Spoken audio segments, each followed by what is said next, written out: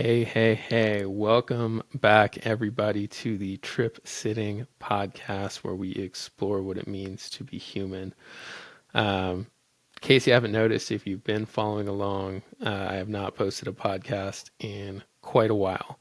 This one I actually recorded probably about 3 months ago, 2 or 3 months ago at this point, and I just never got around to it. And honestly, I was going through some things and just doing some reflecting, and my heart didn't really feel like it was fully into it at the time, so I never posted it. And to be completely honest, I think this is probably going to be the last podcast I post with this format, the way that I've been doing the podcast so far. And that's because I plan on changing the format quite drastically, actually, and I'm really excited to bring those new episodes to you. They are currently in the works right now. But this conversation was honestly too good for me not to post, so I'm excited to be able to post this as well. On this episode, we dive into diverse perspectives within the psychedelic space and within society as a whole. We talk about how to use technology properly and the role of technology in evolving society. We talk about AI. Obviously, we talk about psychedelic experiences as well. It's a really important conversation that I'm very glad that I was able to have. So without further ado, my next guest today is Raad Seraj.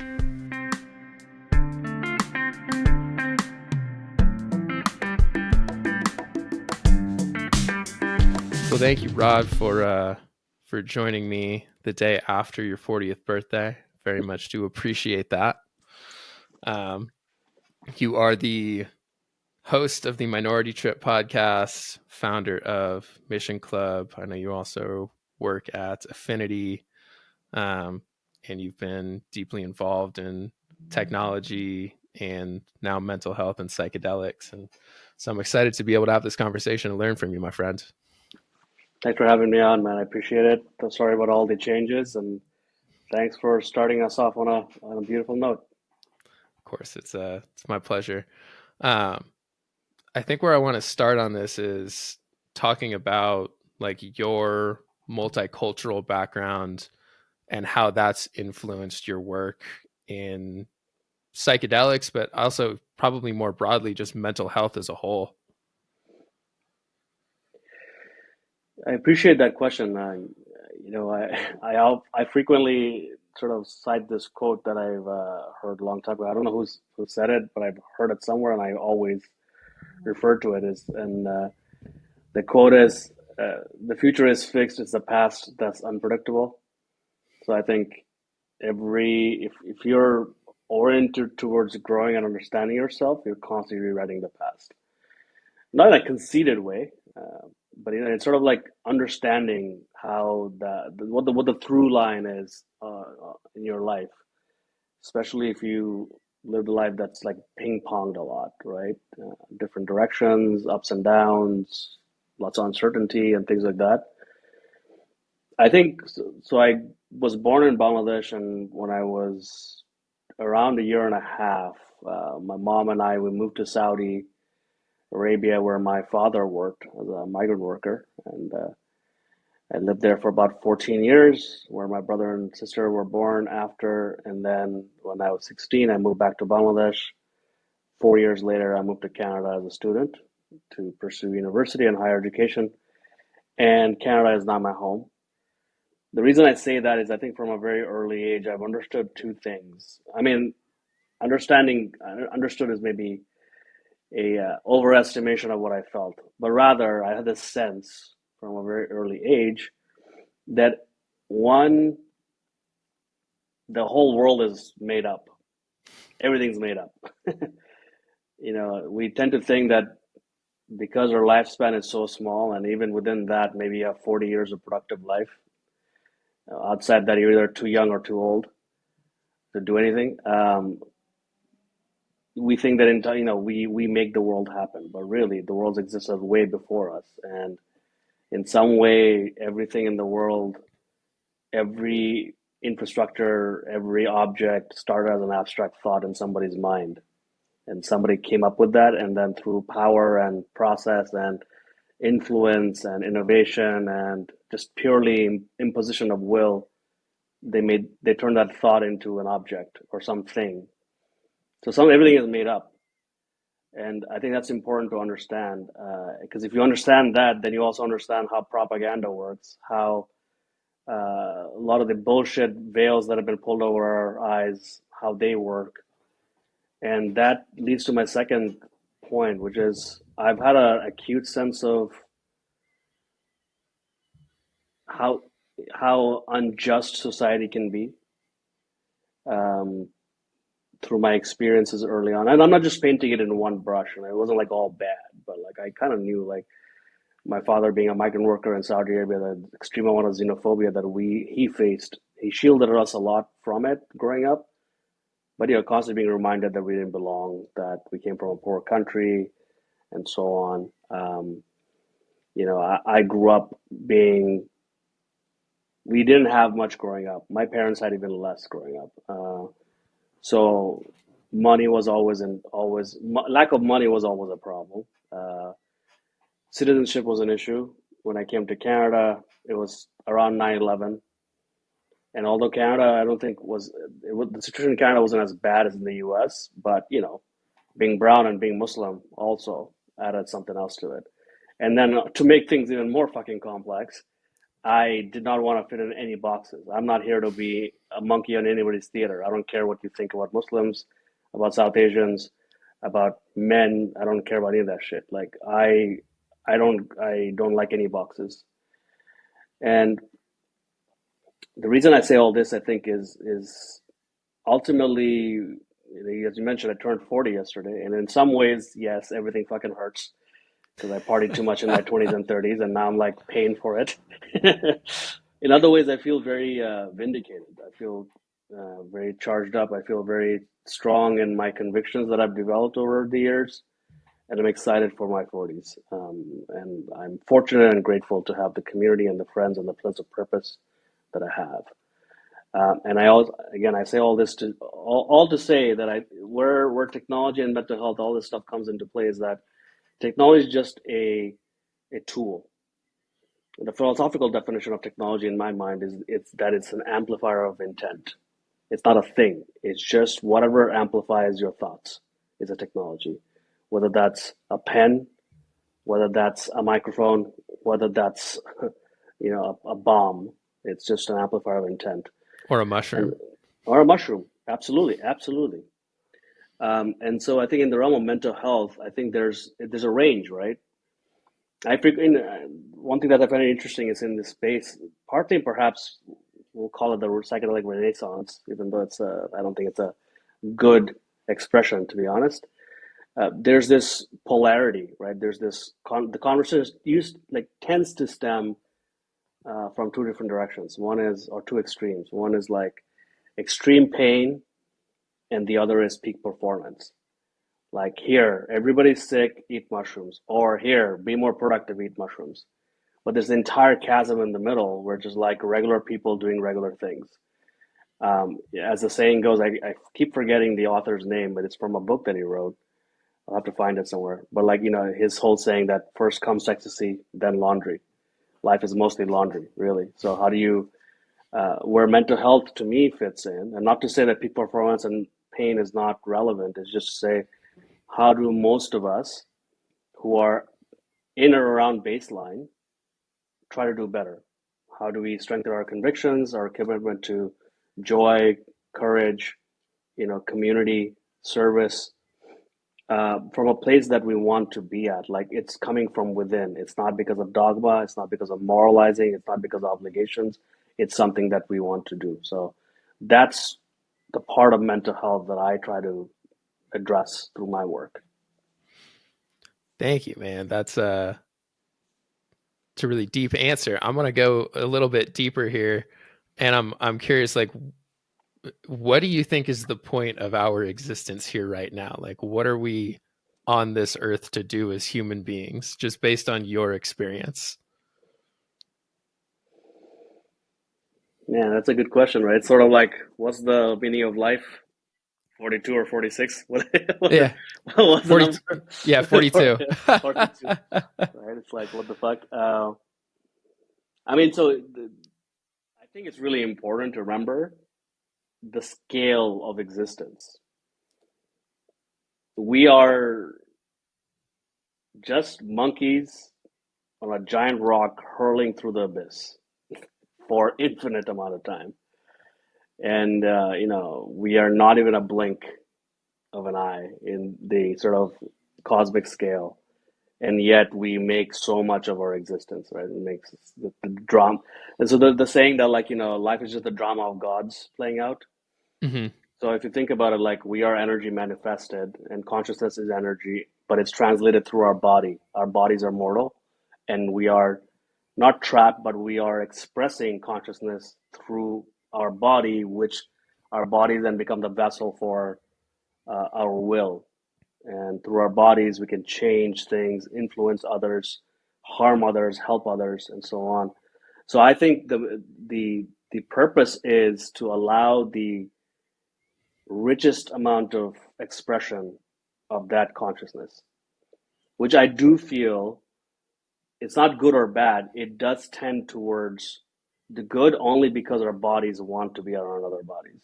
Our minds want and hearts want to be in around others. So I think on average, if you control for influence, if you control for upbringing, if you control for nurture, I do believe, or I want to believe rather, that most people are good.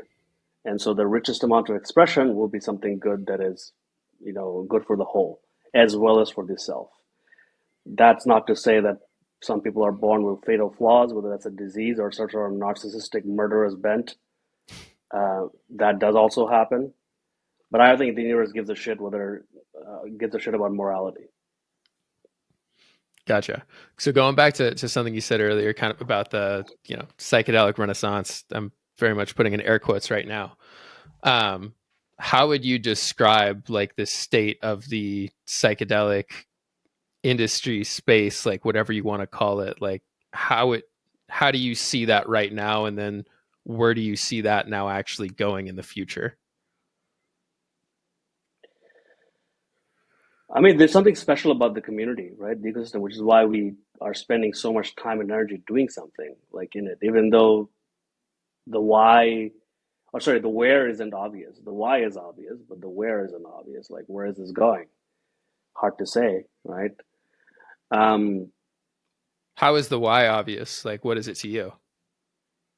it's something I care about. It's something I feel deeply strongly about. I don't, when I think about it, when I do all the stuff that I do, it doesn't tire me out. It energizes me.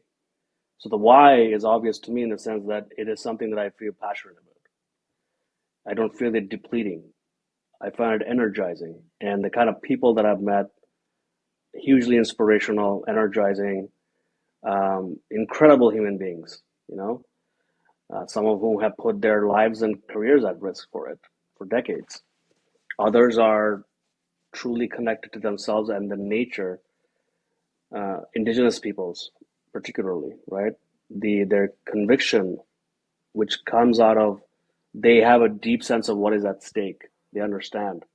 I think the rest of us are busy trying to unplug ourselves from the matrix first and go like, what the fuck is the point?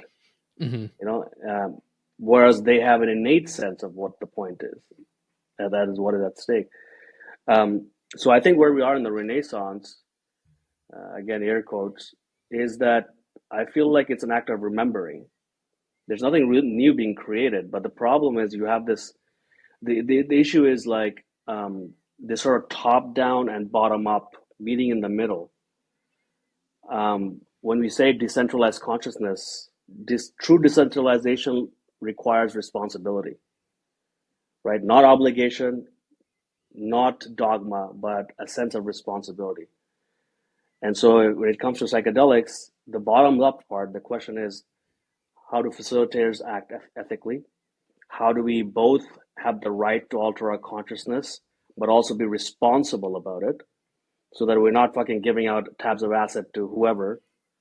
Uh, how do we control for people who can both um, benefit from the medicine, but also ensure safety and efficacy for people who psychedelics may actually hurt more. From the top-down version, clinical settings are not the only way of doing things, but the clinical model is inherently political because it's top-down, right? How do we do it in such a way that is inclusive, that is both empowering to communities to heal themselves and so on? And the top-down version is also subject to influence of money, and hence it can be corrupted. And so where we are, I think, is very early on, but I think I am more encouraged about where we are right now because I feel like we are now maturing to a stage where we can have these honest conversations about how do we want to participate. And it's not just dogmatic, where they're saying like, hey, it's MDMA for veterans and PTSD, that's it, which is not a bad thing, but it's the dogmatic version, or go give ayahuasca to cops, like that kind of a conversation, like, which again, maybe it'll work, but I don't believe that's the conversation either. So where we are, I believe, is this sort of liminal space where we can have a much more mature conversation. And lastly, what I'm involved in is broadening the base. I think the space is pretty insular in a way, and it's kind of afraid to branch out or come up. What I spend most of my time is broadening the base. How do you bring new people into the space and allow them to orient themselves no matter where they're coming from? How have you done that? And I guess kind of where I'm going with that is almost kind of a leading question. So I know that you obviously are the founder and CEO of Mission Club. Um, so like, how do you see that contributing to that intersection of, psychedelics where it's at now and bringing new people into the space? Yeah, good question. I think first of all, it's interesting, right? Like anytime you talk about psychedelics, whether it's on LinkedIn or in a room full of new people, you might not get this sort of like, oh, and lots of conversation, but you'll get a bunch of DMs. Mm. Or you'll get like, hey, I heard you say this. So it's important to be a beacon because so you know that there's something happening. People are Yeah. listening, hearing.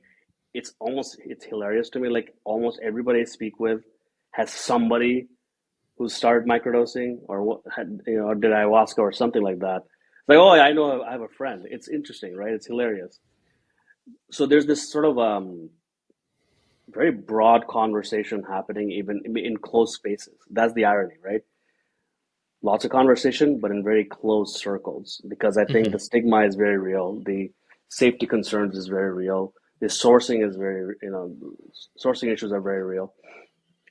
So when I started Mission Club from the very beginning, I was very adamant about how do I broaden the space because part of it came from the fact that I asked myself, what do I want to do in this space, right? It's important for me to like my philosophy is um, if it exists, amplify. If it doesn't, build. Right? I didn't want to make more noise. I was like, okay, how do I contribute? Generally, something new. And one of the first things that I did was I recognized that there, in the world of company building and startups in this space, there were two big issues. One was that there wasn't enough capital, early stage capital, like risk capital. And if you don't have money to invest, or if founders don't have the opportunity to make mistakes, you won't have the good companies being built. And that's true for any space, not just psychedelics. Secondly, was that I saw there was a lack of diversity in the founder set, right? So how do we, I think each founder represents a certain mindset. And when they get to scale a company, you're actually scaling a mindset as well as as a business model. So I started that. I started, building a angel syndicate through Mission Club, and what that allowed us to do was include a lot of small check writers who were interested in this space but wasn't sure how to contribute. They were highly skilled professionals who had a bit of money, were okay with the risk, but also wanted to come and support founders. And what that allows us to do is like not just mobilize capital, but also network and conviction. Ownership is the biggest motivator on the planet, I think. A sense of ownership. And not just in terms of investing and owning assets, but just feeling like you have ownership over a conversation, over a space, over having some form of contribution to some ways. So that's one. That was the angel investing syndicate, like mobilizing diverse skill sets, capital, and so on. With Minority Trip Report podcast, I wanted to highlight underrepresented views, not just minorities or people of color, although that is one form of, I think, underrepresented people or conversations. But I wanted to talk about underrepresented conversations at large. Who are the people who are not in the space? Like, I think psychedelics, by virtue of being underground for a long time and being relegated to like affluent white people, basically, it's become pretty homogenous. So how do we broaden the conversation? Because psychedelics is only richer if you broaden the perspectives. Because I might see myself in your story, and vice versa. And that's how human beings work, right? So how do we broaden the kind of story, the narrative landscape for these stories that are being told? One story is again like peak performance or extreme pain, or I went to Burning Man 5 times and blah blah blah blah. Again, I love Burning Man, no problem with it, but there's more than that. So how do we enrich the narrative landscape was the question, and I do the same thing with my events. I try to center art and storytelling a lot. Like, I'm an artist. I've been an artist for the last 20 years and a producer. Art and culture, ironically, I think is also missing in psychedelics. Right? It's so cold, or like every time you go to a psychedelic event, the art is just basically some vendor selling art, Hmm. or like mushrooms or whatever. Like, I mean, that's okay, but also that's not the entirety of what psychedelic culture is about, right? Yeah, just because it doesn't have mushroom doesn't mean it's not psychedelic. So that's the other part, and the last part I'll say is I think when we talk about technology, we're building an app, companion technology called Naksha.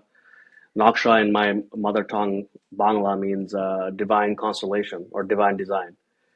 It's basically a mosaic. And what we're doing with that is that we're focusing on group experiences, not ceremony per se, but experiences. So, like, let's say you want to go hiking with your friends and you want to eat a little bit of mushrooms. What dosage do you take? What route do you take? What music do you listen to? How do you capture your insights? What are the de-escalation protocols? All these things. You can apply the same logic to raves, or let's say a date. You and your partner want to go like eat some mushrooms or drop a little bit of acid and you want to go see a show. Normalizing both that, but also going like, I think there's the initial, solo experience, but I think where this becomes really beautiful, like all of us are doing it, is when you do it together with others. That's when it becomes fucking awesome. It becomes amazing.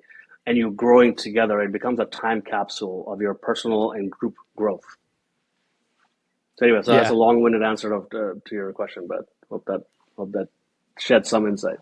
absolutely. No, I definitely agree with that last part as far as the doing this within community and doing this with a group, I think creates a very just a very different energy that you cannot achieve by yourself. Like I've gone on Mm, quite a few solo journeys with mushrooms and high doses, low doses, whatever it is, but if I think back to my favorite trips, if that's really even the way to do it, it was all done with a group of people. I might not have been talking to a single one of those people while it was happening, but it was still done within that group, and that brought us very, very close together without us even saying a single word to each other.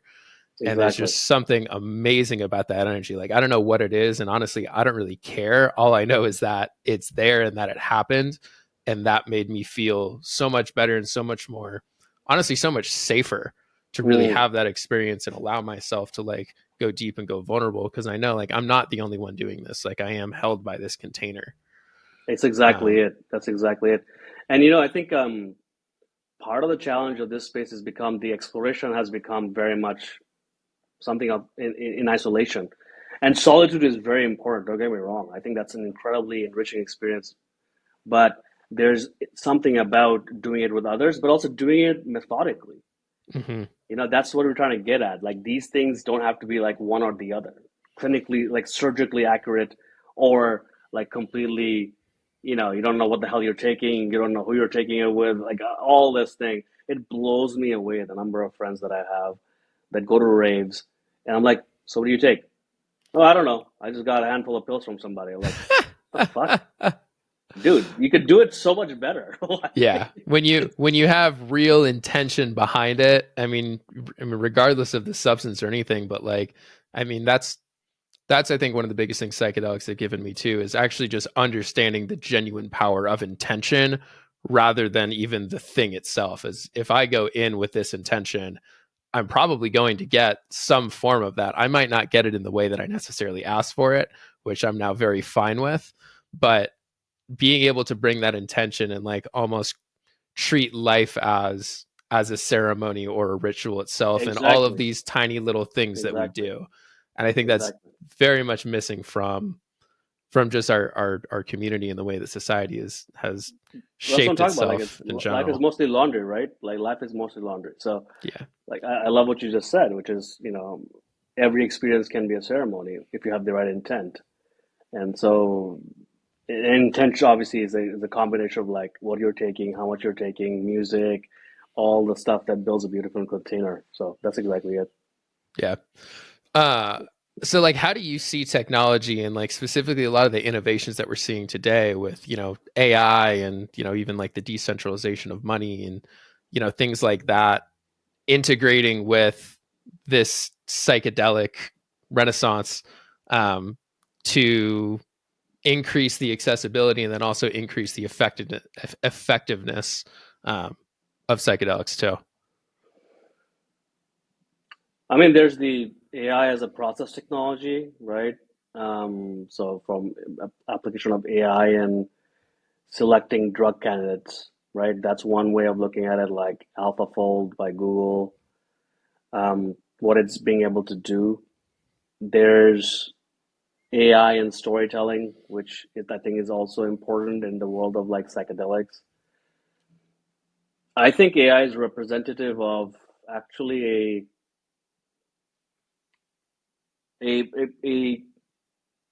I don't know what the right word would be, but a philosophy, right? There's a philosophy of like a thought or mind, or let's just say a new civilizational direction. And I don't mean like in the way of AI will either kill us all or build utopia. I think what AI to me represents is a question for how humanity or community or society wants to reorganize itself, right? Because AI, and I'm talking about like the ability to impose ourselves, right? Our Hmm. will. I'm not talking about like producing food. I'm not talking about like autonomous weapons and all that stuff. Although all that again, top down versus bottom up. That's the friction point, right? AI on one hand will make us, I think, gives us the tool if you chose to apply it. It gives us a tool to get a lot more word, do a lot more work that we want to do, the kind of work that we want to do, to express ourselves creatively, right? That's one way of looking at it, right? Whether you want to you write music, or whether you make movies, whether you're like a project manager or whatever, right? Our day to day jobs or duties or whatever, however we want to make money, makes AI can make that easier. I do think of AI as not as as something that is fully autonomous, but rather that's a co-pilot, right? Whatever you want to do, it makes life a little easier, or it can make life easier. That's one way of looking at it. And then again, if we are applying AI the right way and we are convening in groups, sharing resources, or learning to deploy AI, we can then get into, let's say, the bottom of the hierarchy of needs, right? Food, sustenance, clothing, education, all that stuff. Where it gets difficult and the friction point is that, even within the realm of AI and technology, you can see there's a big war happening between the Googles, the Amazons, the Facebooks, and open source, Hmm. right? Facebook is pro open source, but I think Google is not, right? And even within the world of VC, very, very very, let's just say, highly recognized VC brands, Vinod Khosla being one, Khosla Ventures, does not like open source, you know? What are the implications of open source versus not open source like mean for the whole? Open source means that the tech stack becomes available for everybody. Anybody can pick from the library of code and build and compile whatever they want. Not only that, one AI agent can start to talk to other AI agents, right? And you just basically have a chain. Anybody can build that, right? So this is something you absolutely need from the ground up sort of revolutions that you need, right? Again, applying AI for power, for food, for clothing, for education, all this stuff. And then there's the top down, which is the incumbent version. If they control AI, which is going to be ubiquitous, right? Almost like power, almost like anything else, then they get to dictate how society evolves. And so there's this sort of like conflict happening. And I think the same thing applies to psychedelics as well, right? If you think about how people talk about psychedelics, whether like, hey, only clinics or only doctors or only the government can tell you how to take them. But the other hand being also, hey, we should be able to grow our own mushrooms and eat them and sell them or whatever. What kind of society we want to live in? So I think the conversation about technology and application of technology is the same thing, which is technology for what? Technology is not the end goal here. It's the application of technology and what is the outcomes that we want. I don't think that's anybody's sort of thought about. Actually, I'll take that back. I don't think it's being talked about in that way in the world of psychedelics. Because again, the space is not diverse enough, I think. Mm-hmm. It's very like there's aspects of it that are very very rich with conversation, and I think there's other parts of it that aren't being investigated in the same way. But we are also very young. Like it's a very young space, at least in terms of what we're coming to do right now above ground. Gotcha. In your conversations that you've had with people on the Minority Trip Report, uh, how has that changed or kind of like shaped your views on this space as a whole? Um, even since you started back then to now, like how has some of that maybe shifted? I don't know if it's shifted, to be honest. Hmm. When I came in, I didn't have any expectation that a revolution would happen in 3 to 5 years. Like, we're in year four, I think. Um, and I'm talking about 2020 being like year one for me. Like, basically, when the first companies went public, you could say there's a lot of activity at that time. Obviously, there's no, I mean, ground zero or day zero is probably 15, 20,000 years ago, if not older. Um, so I don't think the conversation has shifted. I think the conversation has become much more practical. You know, there was a real sense that this was all hype a couple of years ago. All these companies, 50 companies going public, it's just nonsense, really, on the basis of what?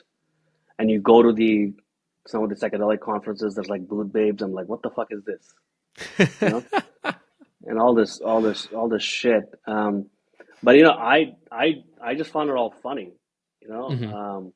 I'm like, this is part of the experience. This is part of the experience of being in a space that is going to go through boosts and bumps. So,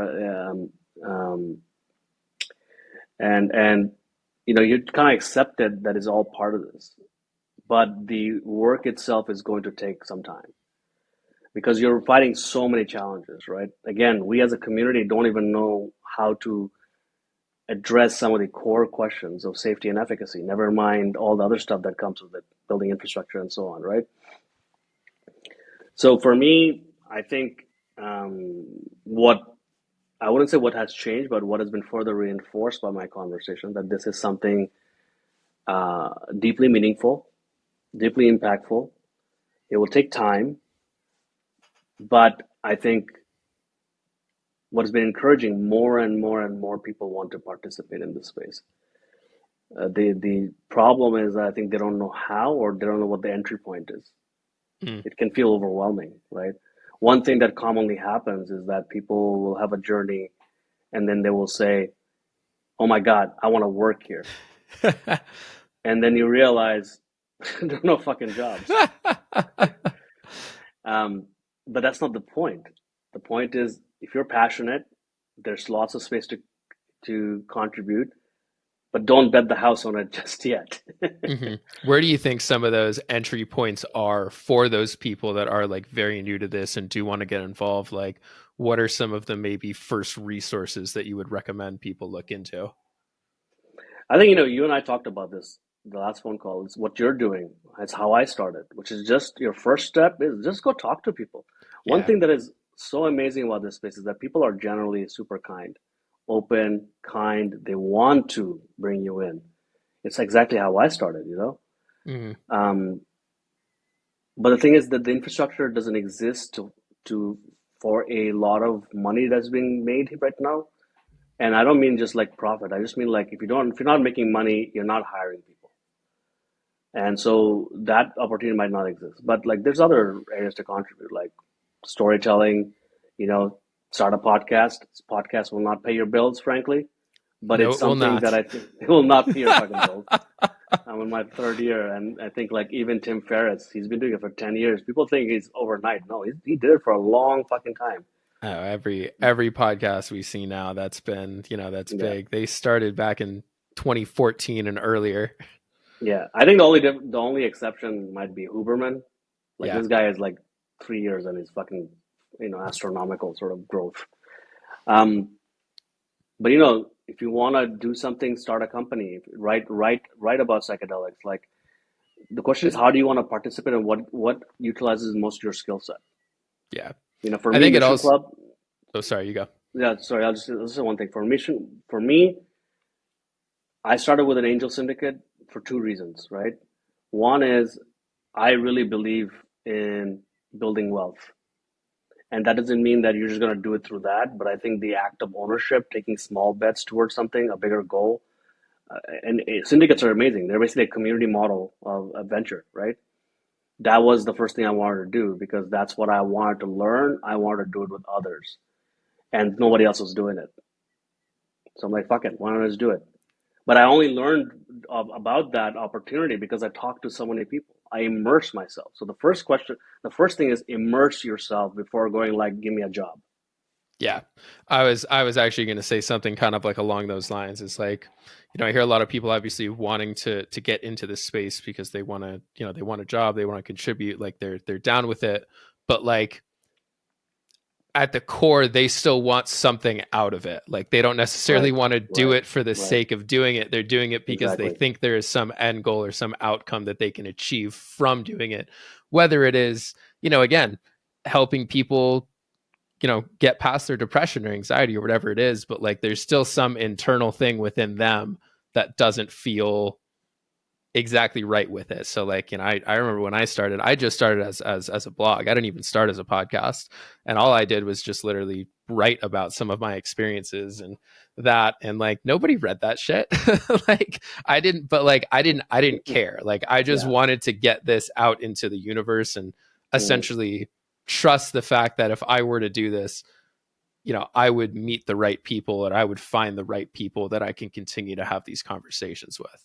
And so like it's just morphed that's over exactly time. it. And I think for people that are new, understanding that, right when you get started, it's you're not gonna hit the ground running. It's gonna be like very slow and you're just gonna have to kind of absorb a lot of information and also be fine with making a lot of mistakes. As far as, some of the groups that you might start talking to or people you might get involved with, and Yeah, yeah, realizing that that's all part of the journey. yeah. That I think you're hinting at something really important as well. Psychedelics are very powerful because they decolonize your mind, right? I think it inherently builds a sense of agency. Hmm. I'm not saying like, I have a full-time gig. I love working in tech. I have a startup gig and I love that. I see no problem between in doing both. I love it all, so it doesn't deplete me, it energizes me. But this whole idea, I think that, hey, here's this space, and the only way I can contribute is somebody will give me a job. That is the opposite of what I think the psychedelics do. It's not paternalistic, right? The only way to be involved is to be basically bow your head to somebody else to and to a paycheck, Hmm. right? what you did is exactly what I'm talking about. It's like you're just like, I just need to do this. I'm going to express myself. That's Yeah. exactly it. And then out of that comes other value. But like, I think first and foremost, you have to contribute without anything, Yeah. expecting anything. And through that contribution comes a sense of ownership. Yeah. Are there any like underrepresented or like underappreciated topics within this space that you think really have the ability to like make a significant impact, or like things that should be talked about more when it does come to what is talked about in kind of like the mainstream psychedelic media? Hmm. Good question.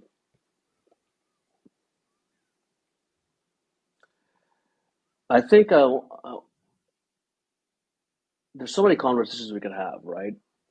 How have psychedelics or the psychedelic mindset or state of mind, because in some ways it's not about the drug at all, right? It's about where No. the drug takes you. So you can get there through meditation, breath work.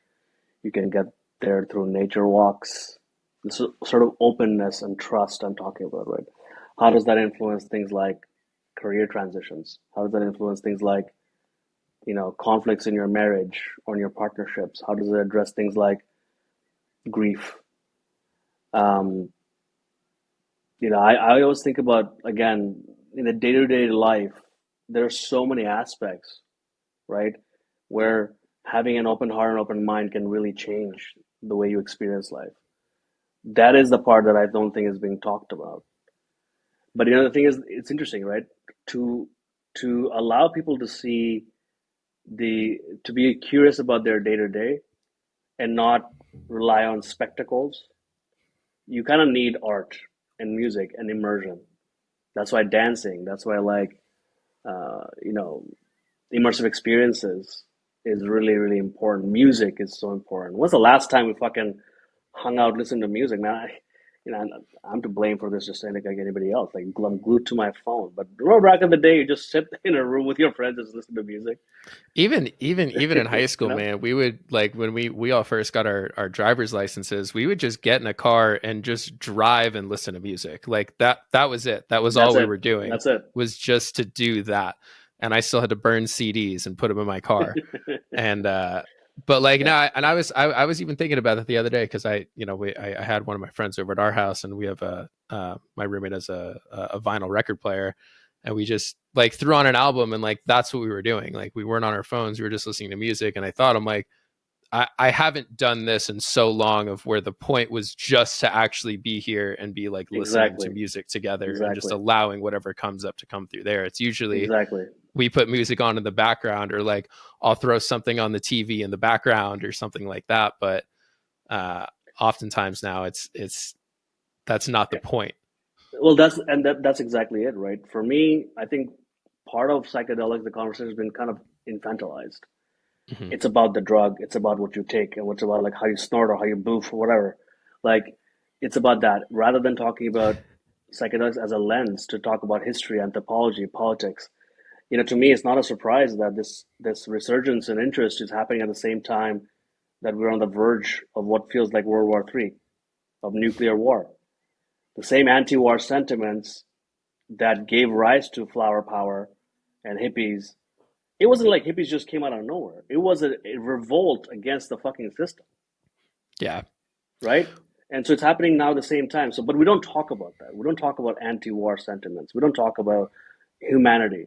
We just fucking talk about drugs and psychedelics. Like, but to me, it's like it's fine. It's not what I'm interested in. I think it's fucking boring, frankly. But it's this other stuff that is so beautiful, like so amazing. And that's the sort of you asked about what are the entry points. That's the entry point, Hmm. right? Why don't we talk about grief? Like, why don't we talk about grief? Like, I don't understand. Why don't we talk Every, about death? why don't we talk about death? It's all about this bliss junkie behavior, right? And Yeah. again, I'm sounding a little crusty. I understand. You're an old man now. I get it. Yeah, fuck, I'm fucking 40 years old. I earned the right. I earned the right. But you know what I mean, right? I think, but it's all part of the process. Yeah. And I think, you and I are coming from tech. I think the ability, what I love are the bridge builders, having the ability to have your feet planted solidly in different worlds. That's Yeah, what's cool. I agree. And we're gonna wrap it up here because I know you got to go, but um, to like expand on that point, I think what got me so into psychedelics to begin with, like, wasn't, I mean, at first it was like, oh my god, this feels fucking amazing when I'm tripping on LSD and hanging out with my frat bros, but like it changed the way that I thought about all of these other little aspects of my life, of like even just like little things like, when I fucking drop my phone and I'd be like, oh fuck, I dropped my phone. I'm like, it's like, I don't care. Like, why am I putting so much energy into this thing that doesn't matter, and just, Exactly. helping me expand my mind. And now lately it's been a lot more like, dude, I spend, hours in meditation thinking about like, how has society gotten to this level that we're at right now, and like, what do we need to do in order to change this, and how do I think about my relationship with my parents and with my friends and with my partner and all of these other aspects of my life. And like the psychedelics helped me get through all of the shit that made it hard for me to think about those things. Exactly. But Exactly. now I can Exactly. just think Yeah. about those things without the psychedelics, and it's amazing. And the psychedelics might help me go a little bit deeper sometimes, but it ends up being about the psychedelics and then very quickly not being about the psychedelics. And that's the point, man. I think it's beautifully said, really. Receive the message and hang up, right? George Harrison said that. And I think that's the whole point.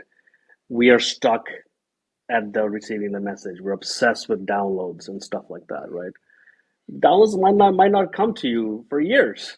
Hmm. My first 5 MEO journey, like the difference between time, like the time between my first 5 MEO and my second 5 MEO was 6 years. That's when I felt ready for the second time. I think psychedelics, by healing your heart and mind, it kind of like allows you to reappropriate your time or your sense of possibilities. And that's when you can sit by yourself or with yourself and say, "Oh yeah, I'm raptured by love today." I used to make fun of those people who were like, "I meditated this morning and I cried." I'm like, "What the fuck, you pretentious wanker." And now I am that pretentious wanker because I frequently cry during meditation, because there it's so possible to be in that state of just gratitude and Yeah, love and just acceptance that, what, this is life and you're fully immersed in it, and that's a beautiful fucking thing. it is beautiful, and our souls want to experience that. Like they're dying to be able to experience that. And I think also too, when I talk to people that are, think of me as just like some hippie, they're like, oh, you're just doing that all the time. I'm like, no, I might do that for like 5 minutes and then I go about my life. But like I needed to do that for 5 minutes. Dude, that's what I'm talking about, right? That's what I'm talking about. It's how do you imbue it into your life rather than make your life all about this thing? And that's Yeah. what I think is the space kind of gets wrong. And I get it, when you're building an industry, a media company here, it's all about like, let's boil it down to these like sound bites and these things, and we'll see where it evolves. But for now, it's all fucking fun, and it's great to be here. Yeah. Well, Rod, thank you so much for coming on. I really appreciated this conversation. I loved every little moment of it, and everywhere it went. So I'll link to all the ways that people can find you in the footnotes of this. But are there any closing words that you have before we officially stop? No, man, thanks for a really good convo. I appreciate all the places we went, and I think ultimately, you're living the life you want to live, and I think that's inspirational to your audience, and it's wonderful to meet you and get to know you. And I think, anybody and everybody is part of this movement. You don't have to earn the right. You can just be here, and so it's cool. I enjoyed the conversation. Aho. Oh, my friend, thank you.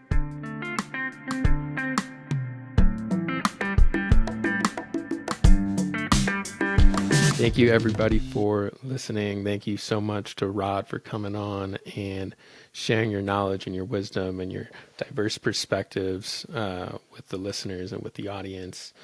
Make sure that you're following us on social media at Trip Sitting Pod on Instagram. and TikTok.